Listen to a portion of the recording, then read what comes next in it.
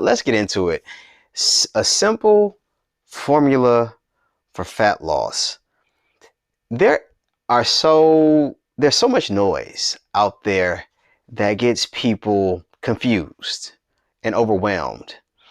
And it really isn't that complicated when we understand the basics. Now, I'll be honest, things like hormones and other underlying health conditions can make fat loss more challenging. But if you are a relatively healthy individual, the approach to fat loss is very simple. And it boils down to the same things that you've known them to boil down to the entire time. Number one, nutrition. Okay. The main thing with nutrition when it comes to fat loss is that we want to identify how much sugar, starch, and saturated fat we're consuming. And ideally, reduce it dramatically or eliminate those. Again, and primarily processed sugar, because sugar from fruit isn't that bad. You do need to watch fruit juice because it is very easy to drink a few glasses of juice as opposed to eating 3 apples in a day. And so the liquid, you set yourself up for the consumption of a higher amount of sugar because the juice is concentrated. But getting back to it, cutting processed sugar, starches like rice, corn, bread, pasta, potatoes, and wheat because of the gluten, and saturated fat, those are usually the culprits as to what caused the weight gain in the first place. So many people out there are hitting you in the head, over the head with caloric deficit, caloric deficit. Caloric deficit is overrated because it has us focusing on the quantity of calories as opposed to the quality. And when you're eating nutrient dense food, you're going to feel satisfied. And the chances that you overeat those things are dramatically reduced because of the fiber. And when you have a higher amount of fiber in your diet, you're going to feel fuller longer. Okay. But ideally, we want to be eating vegetables, fruit, lean sources of protein, gluten-free grains such as quinoa, sorghum, or buckwheat even, and we want to drink our water. That is nutrition in a nutshell. That's it. Again, vegetables, fruit, lean sources of protein, whether that's animal or, vegan or vegetarian, and gluten-free grains. Okay? And then drink your water. When you're doing that, you don't really need to count calories because your body's going to be so well fed that you're going to be satisfied, and your chances for overeating will drop drastically. Okay? So that's nutrition. Then we need to exercise. Okay? We want to have a combination of weight training and cardio. And if your goal is fat loss, you really want to pay attention to how your weight training regimen is structured, and then do cardio at the end of your session. Or if you don't have the time, cardio 2 to 3 times a week, maybe 4, but you don't want to overdo the cardio. People typically, when their goal is fat loss, they rely heavily on cardio and don't give much attention to the weights.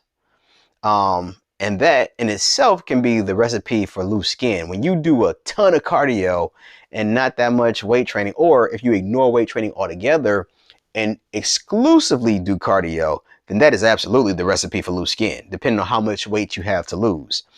Because cardio will burn muscle and fat if done in excess. So there is a such thing as too much cardio. And people tend to compensate with the cardio, thinking like fat loss, fat loss, fat loss. And that's not the case. We want to make sure that we engage in weight training exercise, because weight training is what is going to sculpt, firm, tone, and tighten you and give you the look that you desire. Okay. And so then the cardio helps basically take fat off as well as improve your blood flow and heart strength. But what you need to understand is that a properly designed exercise program will also elicit fat loss. So fat loss is not exclusive to cardio. The way your workout is structured absolutely matters. But workout involving weight training and cardio. Okay? And then get your sleep. Go to sleep. Because if you're not getting rest, the body will have difficulty losing fat. Because during sleep and rest, that's when the body has the opportunity to relax, and the transformation can happen in the body. And the cortisol levels, come down, the body recharges. And so you burn fat as you sleep if you're working out and eating properly and doing the right things. Now the sleep is restorative. But if you aren't sleeping, then your cortisol levels are going to increase, and it's going to be difficult to lose body fat if your body is in this state of perceived stress. Because at that point, if the body is feeling stressed out, it's not as concerned with losing body fat. Okay? So that's the thing. Number one, nutrition, vegetables, fruit, lean sources of protein, water, gluten-free grains, exercise involving weight training and cardiovascular exercise, and go to sleep. So the waist trainers and the detox teas, or the fruit juice fasting, or cool sculpting and all these other gimmicks and nonsense out there are not going to get you where you want to go, particularly because you have to take care of the basics. People are skipping over those basics and trying these other things looking for results. And the question is, have you done the items that we've just covered? And then the big thing is consistency, because I'm sure that the weight did not come on, like if you're trying to lose 30 pounds, you didn't gain 30 pounds in a month, right? It was likely 2, 3, 4, maybe 6 months. It was a nice window of time where the body fat came on. So it's going to take time for that to come off.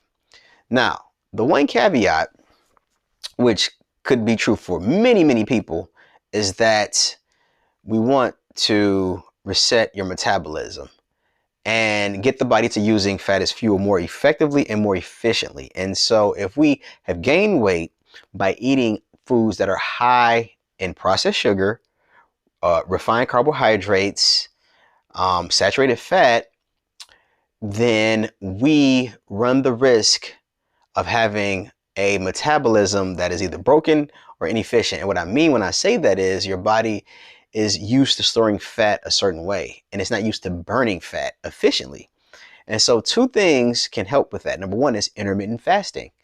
But the key to intermittent fasting is adhering to the fasting window. A lot of people attempt intermittent fasting and they have the 8-hour window, but they're eating a little before or a little a little after the window. They're not eating and being strict with the window. And that is the main benefit of intermittent fasting, is to eat within the window. Okay.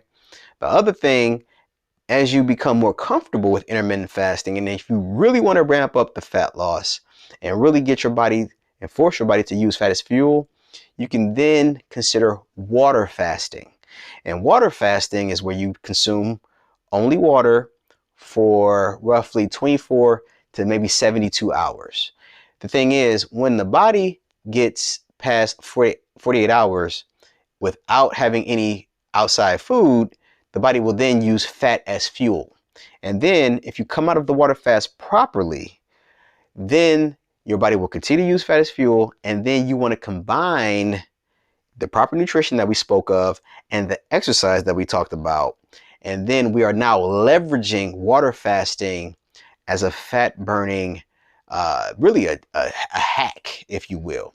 And that is what happened for me. Leveraging water fasting, combining that with proper nutrition and exercise, and I was able to get into the best shape of my entire life within the last 3 years of this recording, you know, on the other side of 40. So that's, something to consider.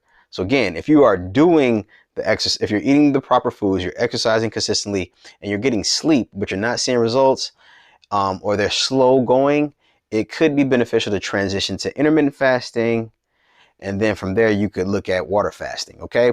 But that is it when it comes to fat loss. You don't need to take pills and, have the surgery and all that stuff. I mean, you can do it, because I'm not going to tell you what to do with your body, but it's not required. And for the people that have been doing things and are frustrated, you want to start to, dig deeper into your nutrition, reevaluate your exercise program, see, really track your sleep and really analyze how you're sleeping. And then, like I said, if you have been doing those consistently and seeing slow results, then you want to look at intermittent fasting and possibly water fasting. Okay. But that is fat loss in a nutshell. And I say that from personal experience as well as what has worked for my clients. Okay. It can be very straightforward once you apply the things properly. Okay. I hope that makes sense. I hope you found some value in this video, and I would love to get your feedback and what you think about what I've shared here, and if you have any differing thoughts. Okay. But thank you for watching. I appreciate you all. Don't forget to subscribe to the channel. I like to hear your comments, but in the meantime, enjoy the rest of your time, and I'll talk to you. Take care.